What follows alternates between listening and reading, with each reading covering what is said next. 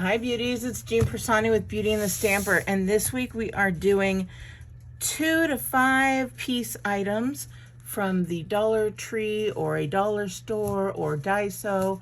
So make sure you subscribe so you can see all of them. Today we're going to be using 2 items and a glue gun to make a cute little Christmas gift that is not something everybody has. So I thought this was just a super cute burner, and you put the wax or the oils up on top, you put a little tea light down at the bottom, and you burn your oils or wax. Now that is really cute, and everybody knows somebody who has this type of decor in their home. Let me know what this is. Is this just, I don't even know. I wouldn't be able to even call it. It's not farmhouse. It's not modern.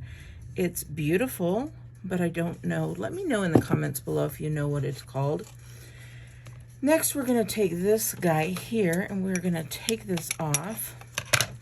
And this one actually uses only 1.5 because I'm going to take this piece off and we're going to save that for something later.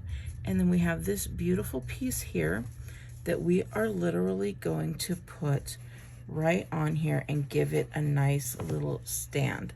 So what I'm going to do is I'm going to take my hot glue, and you can use E6000 if you'd like, and I'm going to put this right on here.